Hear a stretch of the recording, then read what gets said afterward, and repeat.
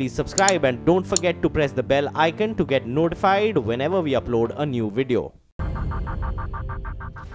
उत्तर प्रदेश के उन्नाव में एक आदमी थाने में खड़ा दिखा। पुलिस की गिरफ्त में आए झोलाछाप डॉक्टर पर आरोप है कि इसने एक सिरिंज का बार-बार इस्तेमाल किया, जिसकी वजह से 40 से ज्यादा लोग HIV पॉजिटिव हो गए। जिसके बाद राजेंद्र कुमार नाम के झोलाछाप डॉक्टर को पुलिस ने गिरफ्तार कर लिया। आरोप है कि इस झोलाछाप डॉक्टर ने एक सिरिंज का बार-बार इस्तेमाल किया। इस वजह से करीब 40 लोग खतरनाक HIV पॉजिटिव हो गए। मामले का पता तब चला जब एक NGO की रिपोर्ट पर स्वास्थ्य विभाग ने शिविर लगाया। इस शिविर में 566 लोगों की मेडिकल जांच की गई, जिसमें 40 लोग HIV पॉजिटिव पाए गए। मामला सामने आने के बाद उन्नाव के स्वास्थ्य विभाग में हड़कंप मच गया, जिसके बाद से HIV पॉजिटिव मरीजों का इलाज एक सरकारी अस्पताल में चल रहा है।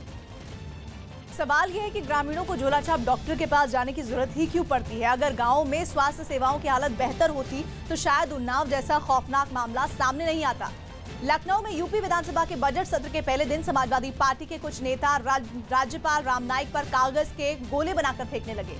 इस सत्र की कार्यवाही के दौरान विपक्ष के नेताओं ने प्रदेश के कानून व्यवस्था के मुद्दे पर जमकर हंगामा किया और राज्यपाल के अभिभाषण को रोकने की कोशिश करते हुए उन पर कागज के गोले फेंके। हालांकि अपने ऊपर कागज के गोले फेंके जाने के बावजूद राम नाईक ने अपना अभिभाषण जारी रखा और विपक्ष के नेताओं से विधानसभा की मर्यादा का पालन करने की अपील की। आप सभ्य समाज के प्रतिनिधि हैं, इसके अनुरूप व्यवहार करें। विधानसभा की कार्यवाही शुरू होने से पहले भी समाजवादी पार्टी के नेताओं ने विधान भवन के बाहर सूबे की कानून व्यवस्था को बदहाल बताते हुए प्रदर्शन किया। आलू किसान बर्बाद हो गया, धान किसान बर्बाद हो गया, महंगाई चरम सीमा पर, भ्रष्टाचार आसमान छू के ऊपर जा रहा है। हाथों में पोस्टर लेकर इन नेताओं ने सरकार के खिलाफ जमकर नारेबाजी की। प्रदर्शन के बाद समाजवादी पार्टी के नेता विधानसभा के अंदर भी अपने गले में आलू की माला और पोस्टर लिए दिखाई दिए और योगी सरकार पर हमला बोलते हुए कानून व्यवस्था के साथ किसानों के मुद्दे पर भी सरकार को घेरने की कोशिश की। समाजवादी पार्टी के नेताओं ने ये भी आरोप लगाया कि फर्जी पुलिस एनकाउंटर किए जा रहे हैं। साथ ही राज्यपाल के अभिभाषण को उन्होंने झूठ का पुलिंदा करार दिया। हालांकि इन आरोपों पर बीजेपी ने विपक्ष को आड़े हाथों लिया। विधानसभा की कार्यवाही के बाद एक प्रेस कॉन्फ्रेंस में सीएम योगी आदित्यनाथ ने विपक्ष की निंदा की और उनके हंगामे को लोकतंत्र के लिए खतरा बताया। जिस अराजकता का शिकार इन्होंने प्रदेश को बनाया था, उस अराजकता से ये लोग हाउस को भी मुक्त नहीं रखना चाहते हैं। विधानसभा में हंगामा करने वाली पार्टियों में समाजवादी पार्टी के अलावा बीएसपी और कांग्रेस भी शामिल थी। इस हंगामे की वजह से विधानसभा स्थगित करनी पड़ी। सवाल यह है कि राज्यपाल पर कागज के गोले उछालना किस तरह का विरोध है? विपक्ष को अपनी मांग रखने और सरकार की आलोचना करने का पूरा अधिकार है, लेकिन विरोध प्रदर्शन के दौरान सदन की मर्यादा का ध्यान रखना भी उन्हीं की जिम्मेदारी है। भारतीय रेलवे के बेड़े में जल्द ही एक नई डबल डेकर AC ट्रेन आने वाली है। ये ट्रेन मार्च का महीना खत्म होने से पहले पटरी पर दौड़ना शुरू कर सकती है। ट्रेन का नाम उदय एक्सप्रेस है। उदय एक्सप्रेस का ऐलान साल 2016 के रेल बजट में किया गया था। Uday express make in India programme के तहत पूरी तरह भारत में तैयार की गई है। रेलवे का दावा है कि ट्रेन ऐसे रूट पर दौड़ेगी जो कारोबार के लिहाज से बेहद अहम है। उदय एक्सप्रेस को एक लग्जरी ट्रेन के तौर पर डिजाइन किया गया है, जिसमें खाने पीने का इंतजाम और बैठने का इंतजाम पूरी तरह से आधुनिक है। ट्रेन में वाईफाई, LCD स्क्रीन और बायो टॉयलेट जैसी सुविधाएं भी मौजूद हैं।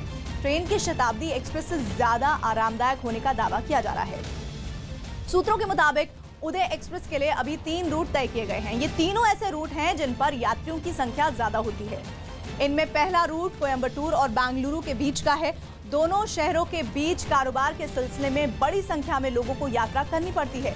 दूसरा रूट मुंबई से बांद्रा से गुजरात के जामनगर का होगा और गुजरात और महाराष्ट्र के कारोबारियों के लिए ये रूट बेहद अहम होगा। और तीसरा रूट विशाखापट्टनम और विजयवाड़ा के बीच का होगा। ये रूट भी कारोबार के लिहाज से भीड़भाड़ वाला जो रूट है वो बहुत अहम माना जा रहा है। उत्तर प्रदेश के कानपुर में कई कारोबारी सड़क पर पकौड़े बनाते नजर आए। पकौड़े को रोजगार बताने वाले प्रधानमंत्री के बयान के बाद यहां कारोबारियों ने भी पकौड़े बनाकर सरकार के खिलाफ प्रदर्शन किया और आरोप लगाया कि सरकार की नीतियों की वजह से व्यापार को नुकसान पहुंचा, लिहाजा बड़ी तादाद में कारोबारी बेरोजगार हो गए हैं। कारोबारियों ने सरकार पर तंज कसा कि बेरोजगार हुए कारोबारियों के पास पकौड़े तलने के अलावा कोई चारा नहीं है। आज अगर देश के 50 करोड़ लोग जो बेरोजगार हैं, अगर वो सब पकौड़ा बनाने लगेंगे तो खाएगा कौन? कारोबारियों ने सरकार के खिलाफ जमकर नारेबाजी की। साथ ही नोटबंदी, GST और FDI के खिलाफ विरोध किया। अभी तो ये अंगड़ाई है। कानपुर उद्योग मंडल के बैनर तले विरोध कर रहे कारोबारियों ने सरकार पर उनकी अनदेखी का आरोप लगाया। सवाल यह है कि पीएम के बयान पर हमलावर विपक्ष को इसका कितना राजनीतिक फायदा मिलेगा, क्योंकि बीजेपी की ओर से लगातार सफाई दी जा रही है कि इस बयान का मकसद लोगों को अपने रोजगार के लिए प्रेरित करना था।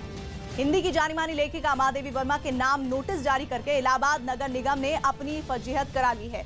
महादेवी वर्मा की मौत के 31 साल बाद नगर निगम ने उनको हाउस टैक्स भरने का नोटिस भेज दिया, जिसमें ताकीद की गई कि महादेवी वर्मा खुद हाजिर होकर बकाया 48,000 रुपए का हाउस टैक्स जमा कराएं, नहीं तो उनकी संपत्ति अटैच कर दी जाएगी। हिंदी साहित्य के बड़े नामों में शुमार की जाने वाली महादेवी वर्मा का निधन साल 1987 में हो चुका है और अब इस मकान में उनके गोद लिए बेटे रामजी पांडे का परिवार रहता है।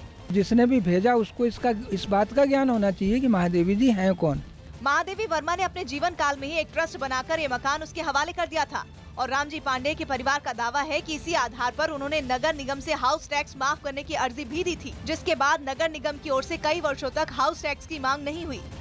लेकिन अब पिछले कई साल का टैक्स एक साथ जोड़कर नोटिस भेज दिया गया। नगर निगम की इस हरकत के दौरान साहित्य से जुड़े लोगों ने नाराजगी भी दर्ज कराई है और खास तौर पर इलाहाबाद के लोगों ने इसे महादेवी वर्मा का अपमान माना। महादेवी वर्मा का ये घर न सिर्फ बड़े साहित्यकारों के मिलने जुलने का ठिकाना रहा है, बल्कि आजादी की लड़ाई से जुड़े आंदोलनकारियों का भी यहाँ जमावड़ा होता रहा। अपनी महादेवी जी को भूल जाएंगे, पंत जी को भूल जाएंगे, निराला को भूल जाएंगे, बच्चन को भूल जाएंगे तो हमारा इलाहाबाद का क्या होगा। जब महादेवी वर्मा को भेजे गए नोटिस पर हंगामा मचा तो नगर निगम को अपनी भूल समझ में आई और आनन फानन में उसे रद्द किया गया। ये लापरवाही हुई है और जो इसमें संबंधित टैक्स इंस्पेक्टर हैं उनको तुरंत वार्निंग दे दी गई है। किरकिरी कराने के बाद अब नगर निगम महादेवी वर्मा के मकान के मौजूदा मालिक की जांच करेगा और तब हाउस टैक्स का नोटिस भेजने पर फैसला होगा। सवाल यह है कि इलाहाबाद में महादेवी वर्मा का नाम कौन नहीं जानता। ये नगर निगम की बड़ी लापरवाही है। अधिकारियों ने कुर्की की सूची बनाते हुए न तो उनके नाम पर ध्यान दिया और न ही पते पर। सचिन तेंदुलकर की बेटी सारा के नाम पर फर्जी ट्विटर अकाउंट बनाने वाले को गिरफ्तार कर लिया गया। मुंबई पुलिस ने सचिन तेंदुलकर की बेटी सारा के नाम पर फर्जी ट्विटर अकाउंट बनाकर शरद पवार को अपशब्द कहने के आरोप में एक सॉफ्टवेयर इंजीनियर को गिरफ्तार कर लिया। हरियाणा के फरीदाबाद में पुलिस ने एनकाउंटर में हरिया गैंग के एक बदमाश अरुण गुर्जर को ढेर कर दिया। राफ्टिंग कर मध्य प्रदेश के होशंगाबाद पहुंचे आईटीबीपी के जवानों ने घाट की सफाई कर नर्मदा स्वच्छ रखने का संदेश दिया। आम जनता में अवेयरनेस लाना चाह रहे हैं कि हमें इसको स्वच्छ रखना है। दिल्ली के करोल बाग के पास हनुमान मंदिर अवैध कब्जा मामले में हाईकोर्ट ने मंदिर बनने के वक्त तैनात अधिकारी का नाम मांगा। तमिलनाडु के रामेश्वरम के पास श्रीलंका की नेवी ने उसकी जल सीमा में घुसने का आरोप लगाते हुए 7 भारतीय मछुआरों को एक नाव के साथ पकड़ा। लखनऊ में यूपी विधानसभा के बाहर समाजवादी पार्टी कार्यकर्ताओं ने कानून व्यवस्था के मुद्दे पर राज्य सरकार के खिलाफ प्रदर्शन किया। बंद करो, बंद करो, बंद करो। आंध्र प्रदेश के लिए स्पेशल पैकेज की मांग को लेकर संसद परिसर में टीडीपी सांसदों का प्रदर्शन तीसरे दिन भी जारी रहा। कैपिटल को पूरा करो, पूरा करो, पूरा करो। अगले महीने देश की सुरक्षा और समृद्धि के लिए लाल किले पर होने वाले राष्ट्र रक्षा महायज्ञ को लेकर एक नंबर जारी किया गया, जिस पर मिस्ड कॉल देकर कोई भी इस कार्यक्रम से जुड़ सकता है। राष्ट्र रक्षा महायज्ञ के जो 8 संकल्प है उसके लिए पहला मिस कॉल बटन दबाकर दिया है। हैदराबाद में एक ऑटो ड्राइवर ट्रैफिक पुलिस पर प्रताड़ित करने का आरोप लगाते हुए एक इमारत पर चढ़ गया, जिसे वहां मौजूद लोगों ने समझा बुझाकर नीचे उतारा। बिहार के शिवहर में 12वीं की परीक्षा के दौरान फर्जी तरीके से परीक्षा देने के इल्जाम में 2 आरोपियों को गिरफ्तार किया गया। आंध्र प्रदेश के राजमंड्री रेलवे स्टेशन के पास एक यात्री को गुवाहाटी से चेन्नई जाने वाली ट्रेन से 77 लाख के सोने के साथ गिरफ्तार किया गया। इंडियन नदी पर बनाई गई एलिवेटेड रोड बनकर तैयार हो चुकी है, लेकिन अब तक इस रोड को इस्तेमाल में नहीं खोला गया है क्योंकि इस एलिवेटेड रोड को अभी पर्यावरण से जुड़े मानकों पर खरा उतरना बाकी है। ये सड़क करीब 10 किलोमीटर लंबी है जो गाजियाबाद के राजनगर एक्सटेंशन को दिल्ली यूपी बॉर्डर पर बने यूपी गेट से जोड़ती है। इस एलिवेटेड रोड को 1147 करोड़ रुपए की लागत से तैयार किया गया है। इस सड़क के खुलने के बाद यूपी के गाजियाबाद से दिल्ली आने वाले लोगों का वक्त भी बचेगा और रास्ता भी आसान हो जाएगा। सड़क को दिसंबर में शुरू किया जाना था, लेकिन डेडलाइन को बढ़ाकर जनवरी तक किया गया, लेकिन अब भी इस एलिवेटेड रोड को इस्तेमाल के लिए खोला नहीं जा सका है क्योंकि गाजियाबाद के ही एक निवासी ने एनजीटी में याचिका देकर कहा कि इस तरह के प्रोजेक्ट से पर्यावरण पर होने वाले असर का ध्यान रखा जाना जरूरी है। एनजीटी ने आदेश दिया कि सड़क खोले जाने से पहले पर्यावरण विभाग से मंजूरी ली जाए। प्रोजेक्ट तकरीबन पूरा बनने के बाद इसकी योजना यूपी के पर्यावरण विभाग के पास भेजी गई। पर्यावरण विभाग ने प्रोजेक्ट पर कुछ ऐतराज जताते हुए उसमें कुछ सुधार करने का आदेश दिया। अब जीडीए यानी गाजियाबाद डेवलपमेंट अथॉरिटी प्रोजेक्ट इसमें सुधार करने में जुट गया है। उत्तर प्रदेश के गाजियाबाद में एक लड़की मेहंदी से रचे अपने हाथ दिखाने लगी।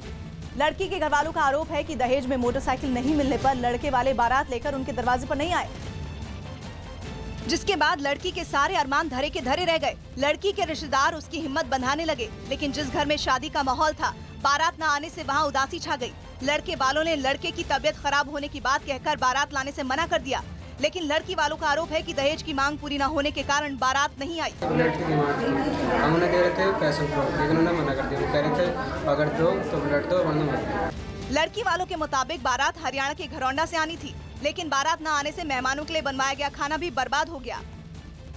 सवाल यह है कि लाख कोशिशों के बाद भी दहेज की बुराई का खात्मा नहीं हो पा रहा है। समाज को भी इस मामले पर गंभीरता से विचार करने की जरूरत है। दहेज के लिए शादी से इनकार करने वालों पर सख्त कार्रवाई होनी चाहिए। उत्तर प्रदेश के ललितपुर जिले में कुछ लोग एक मगरमच्छ को अपने पैरों से दबाए दिखे। गांव के पास ही एक नहर से निकले इस मगरमच्छ को वन विभाग की एक टीम ने नदी में वापस छोड़ दिया, लेकिन उससे पहले गांव में इस तरह खुलेआम घूम रहे करीब 6 फीट के मगरमच्छ को देखकर अचानक हड़कंप मच गया। फिर गांव के ही कुछ लोगों ने हिम्मत दिखाते हुए खेत में छिपे इस मगरमच्छ की पूंछ में रस्सी बांधी और उसको खेत से बाहर खींचने लगे। करीब 2 किलोमीटर तक घसीटते हुए वो मगरमच्छ को सड़क तक ले गए। इस दौरान कुछ लोगों ने लाठी से मगरमच्छ का मुंह भी दबाया ताकि वो किसी को नुकसान नहीं पहुंचा सके। गांव वालों की सूचना पर मौके पर पहुंची वन विभाग की टीम ने मगरमच्छ को रस्सी के फंदे से आजाद कराया, जिसके बाद वो बेहद धीमी चाल से खेदर नदी में चला गया। गनीमत ये रही कि इस मगरमच्छ ने किसी को नुकसान नहीं पहुंचाया। सवाल ये है कि ऐसे जानवरों को लेकर प्रशासन ग्रामीणों को सतर्क क्यों नहीं करता। ललितपुर में ऐसे मामले पहले भी सामने आते रहे हैं, जिनकी वजह से लोगों की जान खतरे में पड़ी रहती है। दिल्ली में रास्ता रोकने के लिए लगाए गए पुलिस के बैरिकेड की वजह से एक बाइक सवार की मौत हो गई, जिसके बाद 7 पुलिस वालों को निलंबित कर दिया गया। मध्य प्रदेश के सतना में छात्राओं ने इनाम के तौर पर घटिया मोबाइल फोन मिलने के बाद जमकर हंगामा किया और हरियाणा में आरक्षण की मांग कर रहे जाट नेताओं ने 15 फरवरी को जींद में होने वाली बीजेपी अध्यक्ष अमित शाह की रैली के विरोध का ऐलान किया। यूपी के सहारनपुर के एक गांव में अचानक सैकड़ों लोग एक गुलदार के पीछे भागने लगे और गुलदार खेतों में यहाँ वहां छुपने लगा। गुलदार की वजह से इलाके के लोग पिछले काफी दिनों से डरे हुए थे, लेकिन बुधवार को गांव के एक आम रास्ते पर गुलदार के आने के बाद लोगों के सब्र का बांध टूट गया। लोग गुलदार को पकड़ने की कोशिश करने लगे, लेकिन गुलदार लोगों को छकाता हुआ खेतों में भाग गया। खेतों को पार करता हुआ गुलदार घने जंगलों की तरफ भागा, लेकिन जाल और डंडे थामे गांव वाले गुलदार को पकड़कर जंगल की तरफ पहुंच गए। भीड़ को देखकर डरा गुलदार झाड़ियों से निकलकर फिर से खेत में चला गया और खेतों से होता हुआ दूसरी तरफ बनी झाड़ियों में छुप गया। गांव वाले झुंड बनाकर गुलदार का पीछा करते रहे और हार नहीं मानी। इसके थोड़ी ही देर बाद गांव वालों की मदद से वन विभाग और पुलिस वालों की टीम भी मौके पर पहुंच गई, जिसने बड़े बड़े पिंजरों के साथ गुलदार को पकड़ने के लिए नए सिरे से मिशन शुरू किया। इस बीच लोगों की भीड़ से डरा गुलदार जान बचाने के लिए एक पेड़ पर चढ़ गया। नीचे खड़े पुलिस वाले और वन विभाग की टीम के लोग उसे पकड़ने का प्लान बनाते रहे। एक खास जगह पर पिंजरा लगाया गया। वन विभाग को भी हालात पर काबू पाने में घंटों का वक्त लग गया, लेकिन वन विभाग का दावा है कि जंगलों के पास के रिहायशी इलाकों में इस तरह की घटनाएं आम बात है। यहाँ तो वन क्षेत्र है, तो वन क्षेत्र उसके आसपास गुलदार का पाया जाना सामान्य सी बात है। गनीमत ये रही कि गुलदार ने गांव के किसी भी शख्स पर हमला नहीं किया और न ही गुलदार को पकड़ने की कोशिश में किसी को चोट आई। सवाल यह है कि आखिर कब तक अपनी जरूरतों के लिए इंसान जंगलों को काटते रहेंगे, क्योंकि घटते जंगल ऐसी घटनाओं के लिए जिम्मेदार है। गुलदार जैसा जानवर रिहायशी इलाके में नहीं जाता, लेकिन भोजन की तलाश कई बार उसे गाँव के करीब ले जाती है। मध्य प्रदेश के सतना में कुछ छात्राएं अपने कॉलेज के सामने से गुजरने वाली मोटरसाइकिल को धक्का देकर पीछे हटाने लगी। इन छात्राओं का गुस्सा इनाम में घटिया मोबाइल फोन मिलने से भड़क गया और पढ़ाई लिखाई छोड़कर वो सड़क पर आकर हंगामा करने लगी। सतना के इंदिरा कन्या महाविद्यालय की इन छात्राओं ने कॉलेज प्रशासन के खिलाफ नारेबाजी भी की। छात्राओं का आरोप है कि कॉलेज प्रशासन ने उन्हें इनाम में 2ym दर्जे का फोन दिया। इतना घटिया मोबाइल है कि एक बार यदि खराब हो जाए एक दिन भी नहीं चलता है। छात्राओं का ये भी आरोप है कि कॉलेज सरकारी योजना लागू करने की सिर्फ रस्म अदायगी कर रहा है, जबकि एमपी सरकार की योजना है कि 85% नंबर पाने वाली छात्राओं को लैपटॉप दिया जाएगा और 75% नंबर पाने पर छात्राओं को 4G स्मार्टफोन दिया जाएगा। लेकिन नाराज छात्राओं का आरोप है कि कॉलेज प्रबंधन ने उन्हें 4G स्मार्टफोन देने के बजाय एक लोकल कंपनी का 3G मोबाइल दिया, जो बिगड़ने पर रिपेयर भी नहीं होता। सवाल यह है कि छात्राओं का गुस्सा इतना क्यों भड़का। जाहिर है एमपी सरकार वादा पूरा करने में कहीं चूक गई। लैपटॉप और मोबाइल का वादा छात्राओं को प्रोत्साहित करने के लिए था, अब वो खुद को ठगा महसूस कर रही हैं। उत्तर प्रदेश में फतेहपुर के एक गांव में एक बच्ची के शव को घेरकर कुछ महिलाएं जोर जोर से रोने लगी। इस बच्ची के परिवार का आरोप है कि बलात्कार के बाद उनकी बेटी की हत्या कर दी गई, जिसका शव एक खेत से बरामद किया गया। 5 साल की बच्ची का शव मिलने पर उसका परिवार मातम में डूब गया। मृतक बच्ची 4 फरवरी से लापता चल रही थी, जिसकी शिकायत पुलिस में भी दर्ज कराई गई थी। छेड़खानी भी की गई और गला दाब के हत्या कर दी। पुलिस ने मामले की जांच शुरू कर दी है, लेकिन बलात्कार की पुष्टि के लिए फिलहाल उसे पोस्टमार्टम रिपोर्ट का इंतजार है। सवाल यह है कि पुलिस ने बच्ची के गायब होने के बाद तत्काल उसकी तलाश क्यों नहीं शुरू की। अगर ऐसा होता तो मुमकिन है कि बच्ची की जान बच जाती, लेकिन मासूम बच्चियों के साथ हैवानियत के मामले रुकने का नाम ही नहीं ले रहे हैं। उत्तर प्रदेश के बदायूं में कांग्रेस नेता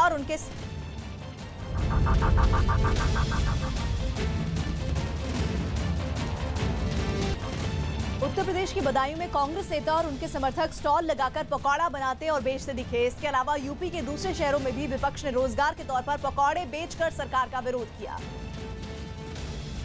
और इस मामले में पीएम मोदी और बीजेपी अध्यक्ष अमित शाह के बयानों पर हमला बोला।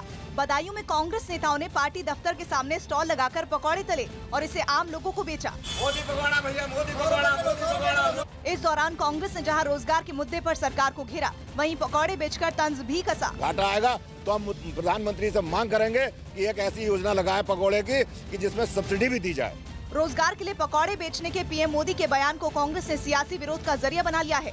लखनऊ में कांग्रेस विधानमंडल दल के नेता ने विधानसभा के सामने ही पकौड़ों की दुकान लगाई और पार्टी कार्यकर्ताओं के साथ पकौड़े तले। साफ पकौड़े, मोदी जी पकौड़े, योगी जी पकौड़े। तंज कसते हुए कांग्रेस ने इस स्टॉल को प्रधानमंत्री पकौड़ा रोजगार योजना का नाम दिया। साथ ही रोजगार के मुद्दे पर राज्य की योगी सरकार पर भी हमला बोला और आरोप लगाया कि बीजेपी सरकार युवाओं से किया वादा पूरा करने में नाकाम रही है। वहीं रोजगार के लिए पकौड़े बेचने के मुद्दे पर समाजवादी पार्टी भी पीछे नहीं रही, जिसके कार्यकर्ताओं ने संभल में पकौड़े बेचकर अपना विरोध दर्ज किया।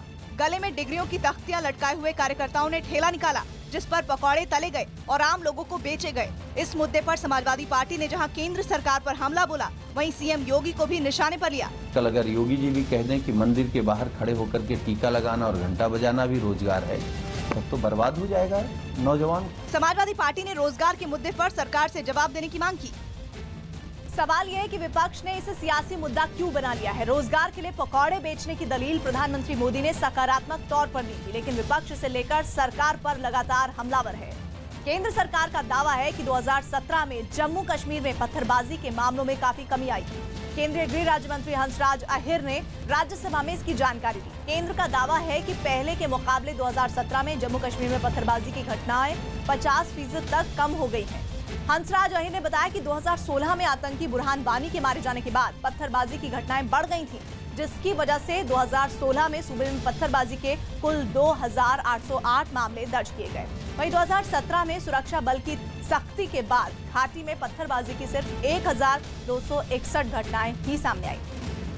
राज्यसभा में जम्मू कश्मीर के मुद्दे पर जवाब देते वक्त सरकार ने ये जानकारी भी दी कि प्रदर्शनकारियों के खिलाफ पैलेट गन के इस्तेमाल का विकल्प तलाशने के लिए जुलाई 2016 में एक कमेटी भी बनाई गई, जिसने पत्थरबाजों को रोकने के लिए पैलेट गन की जगह प्लास्टिक की गोली चलाने का विकल्प सुझाया। साथ ही कमेटी ने PAVA शेल्स यानी पेलागोनिक एसिड वेनाइली अमाइड शेल्स का इस्तेमाल करने की भी सिफारिश दी। ये शेल्स मिर्च पाउडर के स्प्रे की तरह काम करती हैं, जिनके वार के बाद प्रदर्शनकारी थोड़ी देर तक कुछ भी नहीं कर पाने की हालत में पहुंच जाते हैं। लखनऊ के एक स्कूल में एक पुलिस वाला अपने मोबाइल फोन से एक महिला की शिकायत रिकॉर्ड करने लगा। इस महिला के साथ कई छात्रों के माता पिता ने स्कूल में हंगामा किया, क्योंकि इस स्कूल के एक टीचर पर दूसरी क्लास की एक छात्रा से अश्लील हरकत करने का आरोप लगा था, जिसे पुलिस ने गिरफ्तार कर लिया। हालांकि टीचर की गिरफ्तारी तब हुई जब छात्रों के माता पिता ने स्कूल में हंगामा किया। कक्षा 2 में पढ़ने वाली एक छात्रा के माता पिता का आरोप है कि स्कूल के एक टीचर ने उनकी बेटी से अश्लील हरकत की है। हमने कहा क्या हुआ भैया तुम बताओ, तो बोली मम्मी आज के बाद स्कूल नहीं जाएंगे। तुमने कहा बताओ तो हुआ क्या, तो बोली वहाँ पे एक आरकेसन है, वो हमारे टॉयलेट में हाथ लगाते हैं, उंगली लगाते हैं। पीड़ित छात्रा की मां का आरोप है कि जब स्कूल से शिकायत की गई तो स्कूल ने ये कहकर पल्ला झाड़ लिया कि आरोपी टीचर को नौकरी से निकाला जा चुका है। हालांकि शिकायत मिलने के बाद पुलिस ने आरोपी को गिरफ्तार कर लिया। सवाल यह है कि बच्चों के साथ स्कूलों में अपराध क्यों बढ़ रहे हैं। स्कूलों को महफूज समझकर ही माता पिता अपने बच्चों को पढ़ने भेजते हैं। इसमें नाकाम रहने वाले स्कूलों पर भी सख्त कार्रवाई होनी चाहिए।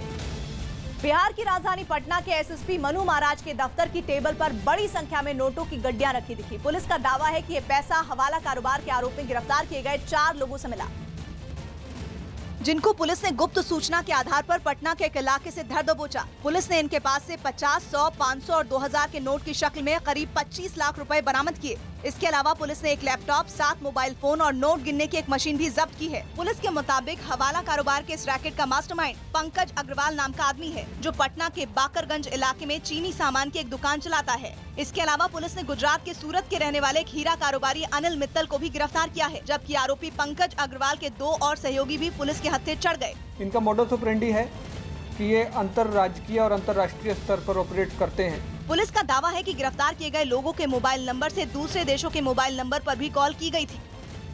यही नहीं, हवाला कारोबार से जुड़े इस रैकेट को बेरोक टोक जारी रखने के लिए सोशल मीडिया का भी सहारा लिया जाता था, जिसमें व्हाट्सएप भी शामिल है,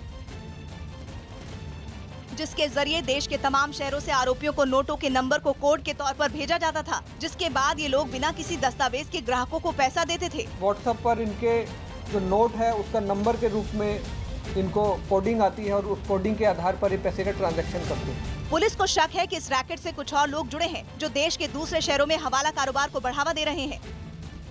सवाल यह है कि इतने बड़े पैमाने पर चल रहा हवाला रैकेट सिर्फ 4 लोगों तक सीमित नहीं हो सकता, लिहाजा पुलिस को मामले की तह तक जाने की जरूरत है, जिससे पूरे का पूरा रैकेट का पर्दाफाश हो सके। उत्तर प्रदेश में उन्नाव के बांगरमऊ इलाके में 40 से ज्यादा HIV पॉजिटिव मरीजों के सामने आने के बाद पूरे सूबे में हड़कंप मच गया है। पुलिस ने लोगों को HIV संक्रमित इंजेक्शन लगाने के आरोपी झोलाछाप डॉक्टर को गिरफ्तार कर लिया है, जिससे पूछताछ के दौरान चौंकाने वाली जानकारियां पुलिस का दावा है सामने आई है। झोलाछाप डॉक्टर राजेंद्र यादव ने कई लोगों को एक ही सिरिंज से इंजेक्शन लगाने की बात कबूली है। आरोपी डॉक्टर अपने क्लिनिक पर सुबह 9 बजे से रात 11 बजे तक लोगों का इलाज करता था। आरोप है कि इस दौरान वो एक दिन में 150 से ज्यादा मरीजों को देखता था। राजेंद्र के पास ज्यादा मरीज इसलिए भी आते थे क्योंकि वो सिर्फ 10 रुपए फीस लेता था। लोगों का दावा है कि राजेंद्र इंजेक्शन लगाने के लिए भी सिर्फ 10 रुपए ही लेता था। आरोप है कि इंजेक्शन लगाने के बाद वो सिरिंज को हैंडपंप के पानी से धोकर दोबारा इस्तेमाल करता था। HIV से संक्रमित लोगों के सामने आने के बाद 5000 की आबादी वाले बांगरमऊ के लोग सहमे हुए हैं। स्वास्थ्य विभाग ने अब तक इलाके के 566 लोगों की मेडिकल जांच करवाई है, जिसमें 40 से ज्यादा लोग HIV पॉजिटिव पाए गए हैं। यानी अब भी इस इलाके के 4000 से ज्यादा लोगों की मेडिकल जांच होनी बाकी है। नवंबर में एक NGO ने इस इलाके में हेल्थ कैंप लगाया था।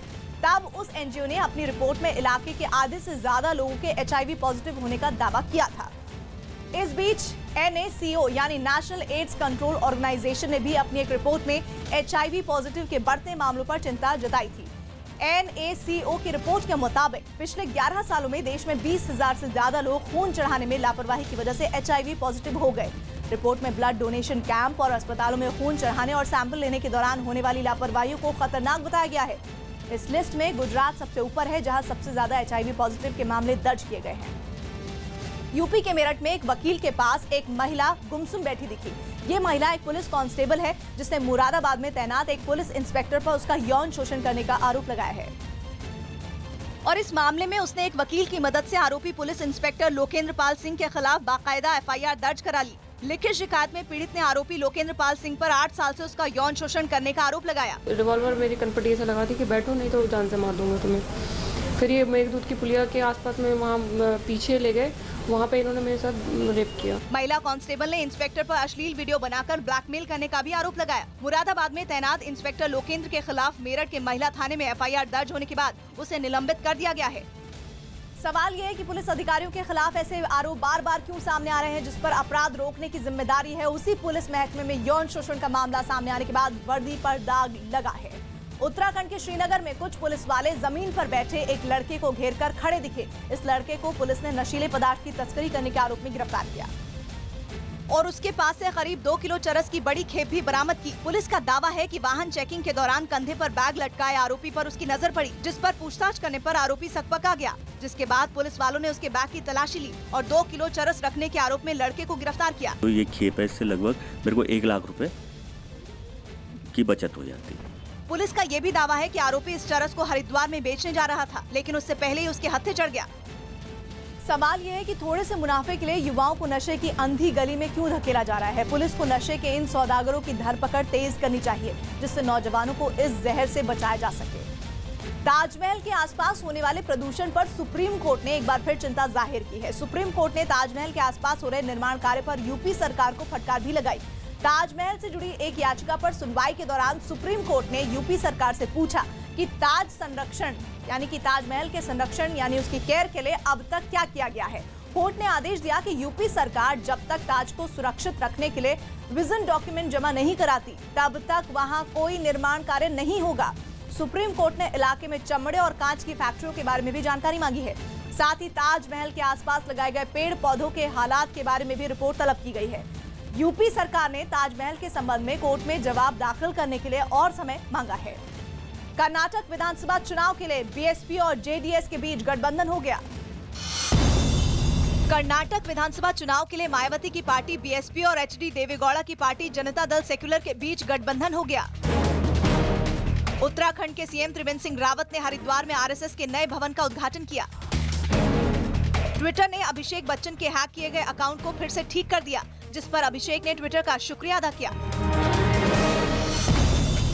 कस्टम विभाग ने जयपुर एयरपोर्ट से शारजाह जाने वाले 2 यात्रियों को 1 करोड़ 10 लाख की विदेशी करेंसी के साथ पकड़ा।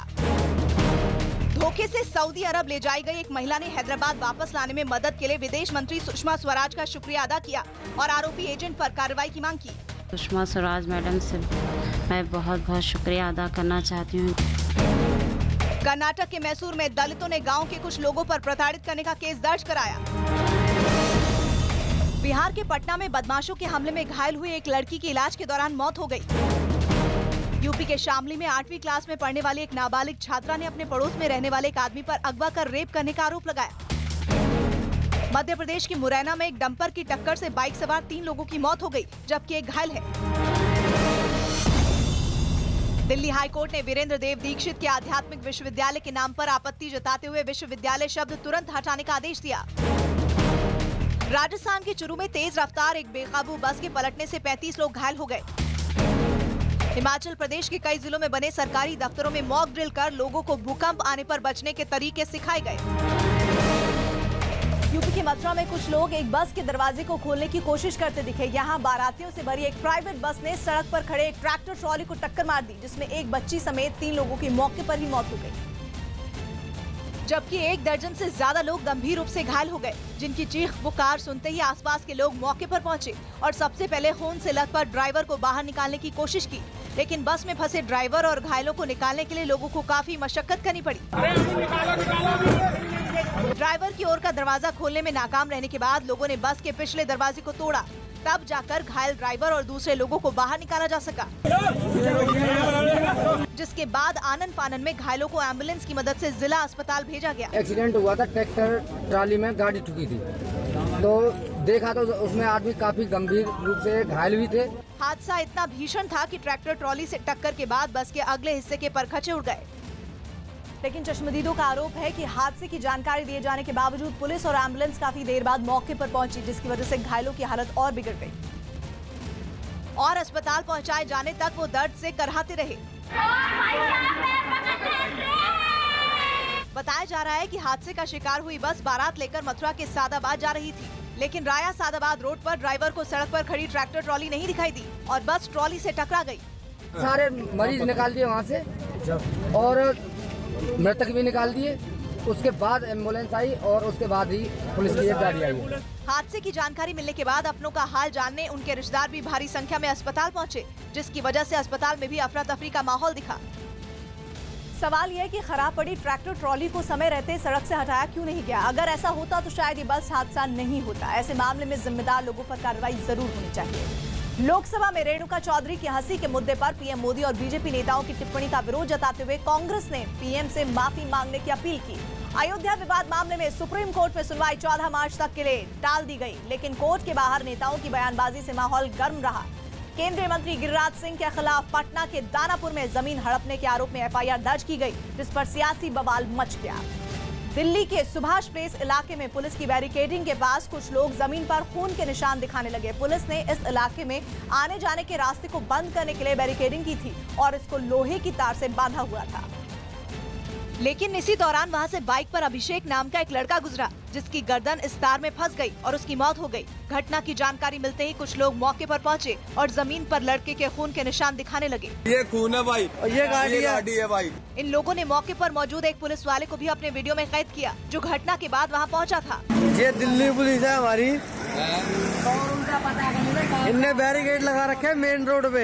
इन लोगों का दावा है कि पुलिस ने हादसे का शिकार हुए अभिषेक को जल्द अस्पताल पहुंचाने की कोशिश भी नहीं की और काफी देर तक एम्बुलेंस आने का इंतजार करते रहे। आरोप है कि जिस वक्त एम्बुलेंस मौके पर पहुंची तब तक अभिषेक की सांसें उखड़ चुकी थी और अस्पताल पहुंचते ही डॉक्टरों ने उसे मृत घोषित कर दिया। पुलिस के बैरिकेड की वजह से हुए इस जानलेवा हादसे की तस्वीर पास की एक दुकान के बाहर लगे सीसीटीवी कैमरे में रिकॉर्ड हो गई, जिसमें साफ दिखा कि अभिषेक की गर्दन तार में फंसने के बाद उसकी बाइक बेकाबू हो गई और डिवाइडर से जा भिड़ी। तो यहाँ पर से जब अभिषेक अपनी बाइक से निकला तो तुरंत ही यहाँ लगी हुई तार में वो फंस गया। उसकी जो तार है उसकी गर्दन पर पूरी तरह से लग गई, जिससे उसकी यहाँ पर वो घायल हो गया गंभीर हालत में। इलाके के लोगों ने दिल्ली पुलिस पर देर रात बैरिकेड में बंधी तार खोलकर ले जाने का भी आरोप लगाया। तो ये लॉक है, देखिए आप खुद देख सकते हैं कि इस ताले को उन्होंने किस प्रकार तोड़कर और वो जो तार थी उनको लेकर चले गए। बताया जा रहा है कि जिस वक्त ये हादसा हुआ तब 22 साल का अभिषेक एक शादी से लौट रहा था और घर पर सब उसका इंतजार कर रहे थे, लेकिन इस बीच अभिषेक दिल्ली पुलिस की लापरवाही का शिकार हो गया और उससे अपनी जान गंवानी पड़ी। आरोप है कि अभिषेक बैरिकेड में बंधी तार इसलिए नहीं देख पाया क्योंकि वहां स्ट्रीट लाइट बंद होने की वजह से अंधेरा था। यहाँ पे आने जाने वालों को कुछ भी नहीं दिखाई दे रहा था और थोड़ा बहुत धुंध सा भी हो रहा था। अभिषेक की मौत से उसके घर वाले भी गम में डूबे नजर आए। अभिषेक के घर वालों ने उसकी मौत के लिए दिल्ली पुलिस को जिम्मेदार ठहराया। दिल्ली पुलिस ने मेरे लड़के की जान ले ली, जिसमें मेरा लड़का जाना चाहता था। अभिषेक की मौत से गुस्साए इलाके के लोगों ने उसकी शव यात्रा के दौरान दिल्ली पुलिस के खिलाफ जमकर नारेबाजी की। पुलिस प्रशासन मुर्दाबाद, मुर्दाबाद, मुर्दाबाद, दिल्ली पुलिस हाय हाय हाय हाय हाय और ब्रिटानिया चौक पर जाम लगा दिया। हालांकि मामले की गंभीरता को देखते हुए मौके पर काफी पुलिस वाले तैनात दिखे, जिन्होंने प्रदर्शन कर रहे लोगों को जाम खोलने के लिए समझाया, जिसके बाद अभिषेक के घर वाले उसकी शव यात्रा को वहां से ले जाने के लिए राजी हुए। उधर लोगों के गुस्से को देखते हुए सुभाष प्लेस पुलिस स्टेशन के बाहर भारी पुलिस बल की तैनाती कर दी गई। दिल्ली पुलिस ने इस मामले में SI Ravindra, SI Sandeep Dabas, head constable Jitendra और 4 कांस्टेबल को सस्पेंड कर दिया है और एसआई अरविंद कुमार को लाइन हाजिर कर दिया है। फिलहाल पुलिस इस बात को लेकर भी सवालों के घेरे में है कि जिस रोड को बंद करने के लिए उसने बैरिकेडिंग की थी वहाँ कोई पुलिस वाला मौजूद क्यों नहीं था। सवाल यह है कि दिल्ली पुलिस ने बैरिकेडिंग वाली जगह पर अगर अंधेरा था तो रोशनी का इंतजाम क्यों नहीं करवाया। अगर हादसा हो भी गया तो लड़के को तत्काल अस्पताल पहुंचाने की कोशिश क्यों नहीं की गई। जाहिर है इस मौत के लिए पुलिस की लापरवाही जिम्मेदार है।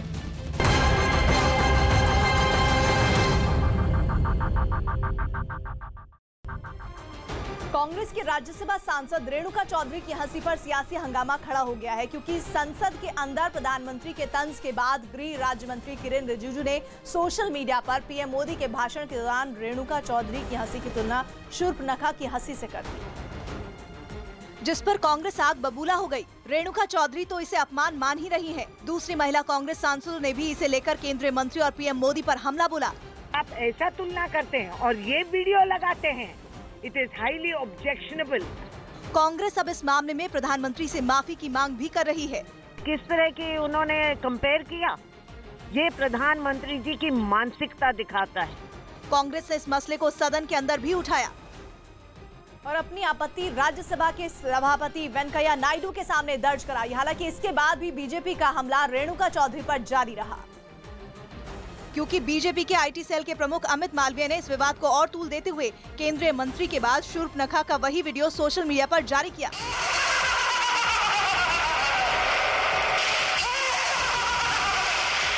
अंदाजा लगाइए कि रेणुका चौधरी की हंसी सुनकर प्रधानमंत्री ने रामायण के किस किरदार की ओर इशारा किया था, लेकिन रेणुका चौधरी पर बीजेपी के इस हमले से उसकी सहयोगी शिवसेना इत्तेफाक नहीं रखती। जिस प्रकार की चर्चा हुई रामायण महाभारत, ये लोग क्या सुनना चाहते।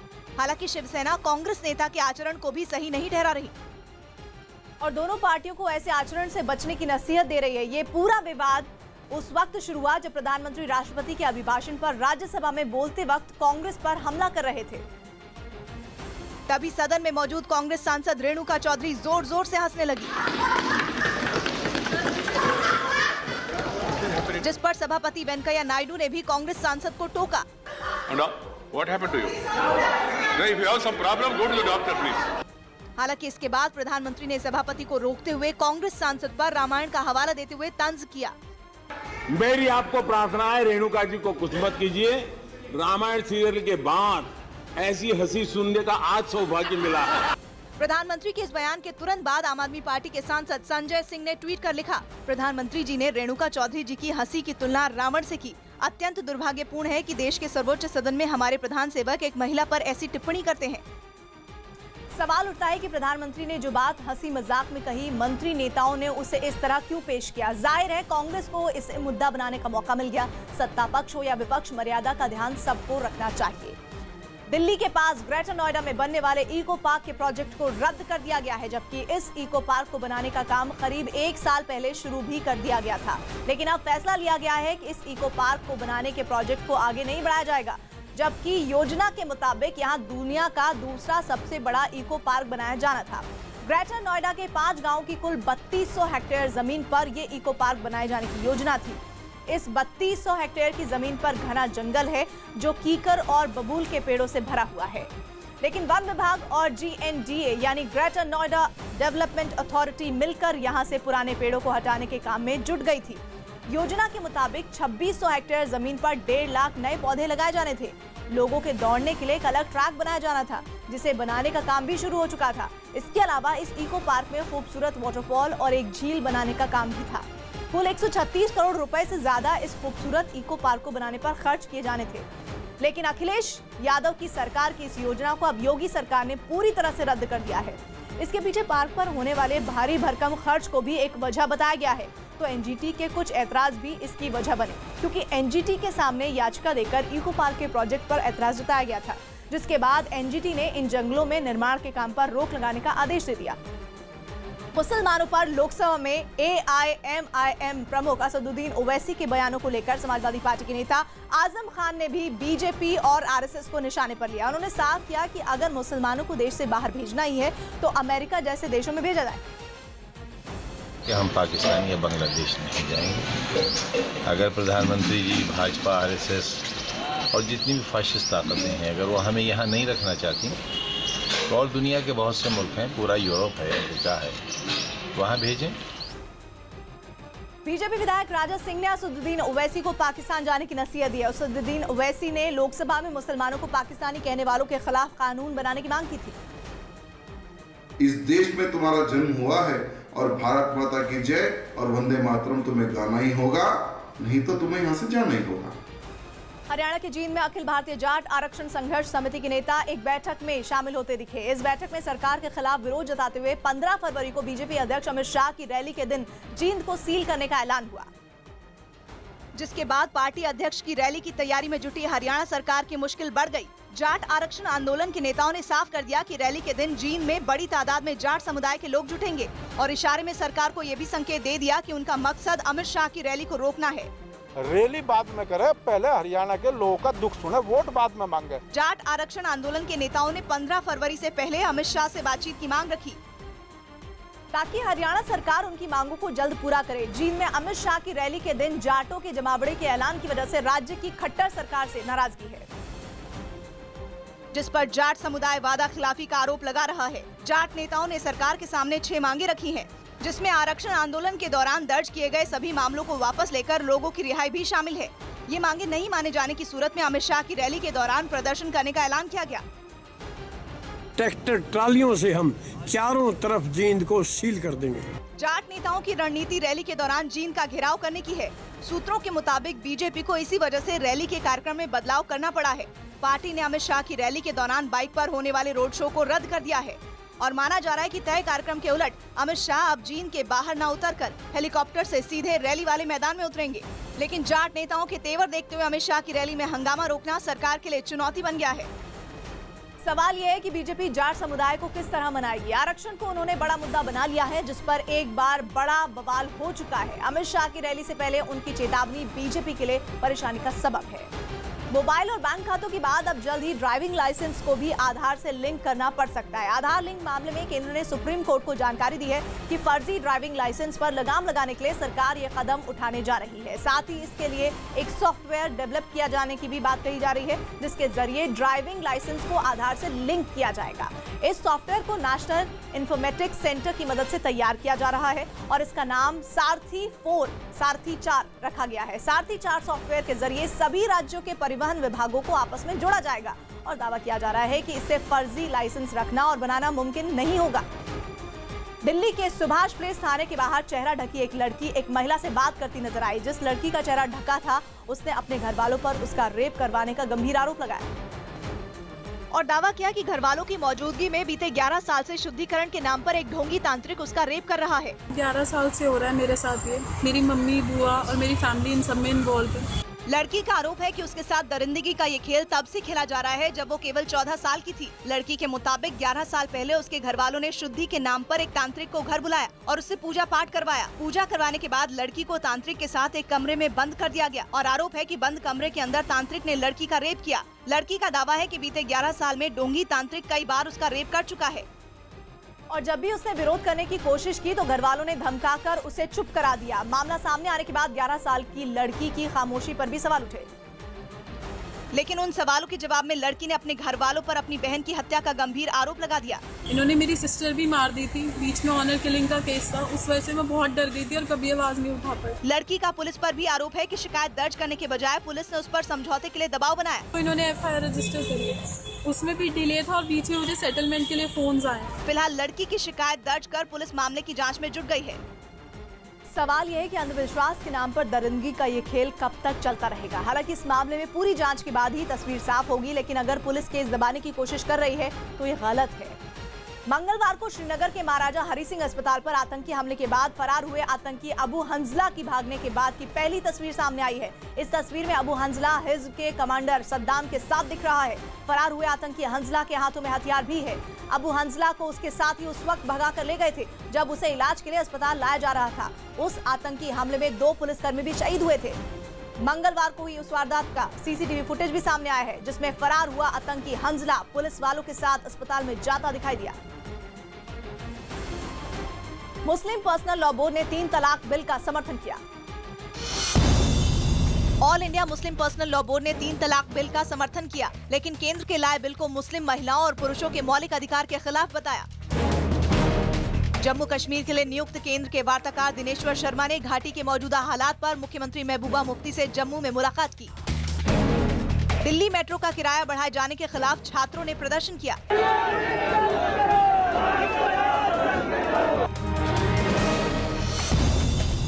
बिहार के डिप्टी CM सुशील मोदी ने राबड़ी देवी को RJD का राष्ट्रीय उपाध्यक्ष बनाने पर तंज किया कि ये पद देकर उनकी तौहीन की गई। आंध्र प्रदेश के विशाखापट्टनम में बजट के विरोध में विपक्षी दलों ने केंद्र के खिलाफ सड़क पर बैठकर प्रदर्शन किया। बिहार के वैशाली में चोरी के बाद फायरिंग कर भाग रहे एक आरोपी को भीड़ ने पकड़कर पीट दिया, जिसके बाद उसकी मौत हो गई।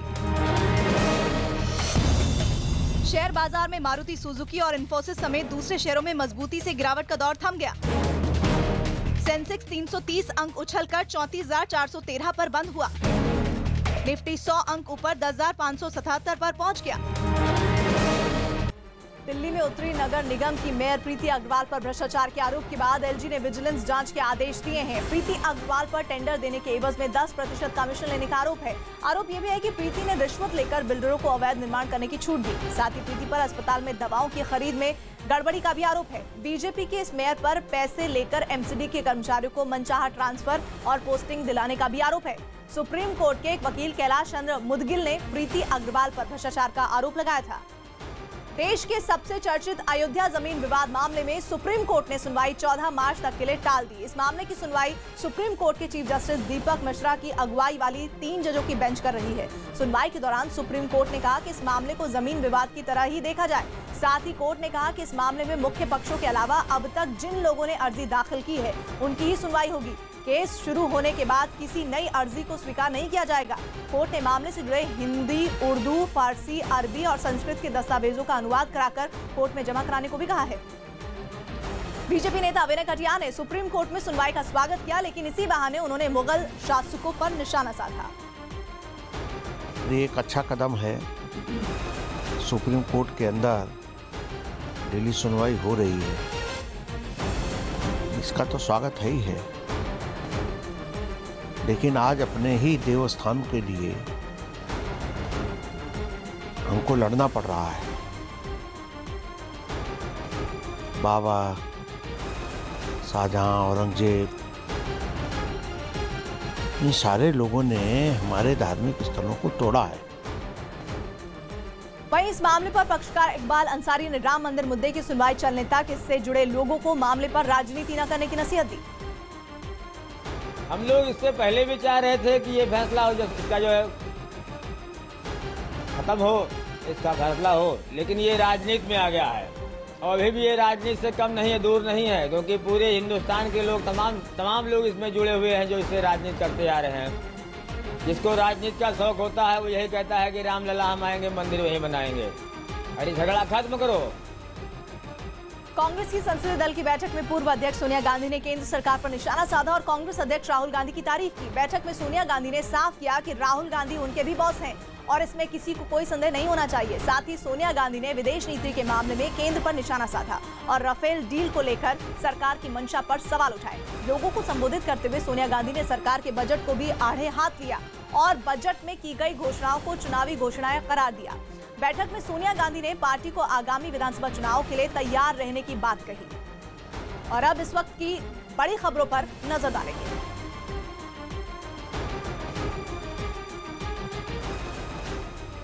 श्रीनगर अस्पताल हमले के बाद फरार आतंकी अबू हंजला की हिज्ब कमांडर सद्दाम के साथ तस्वीर सामने आई।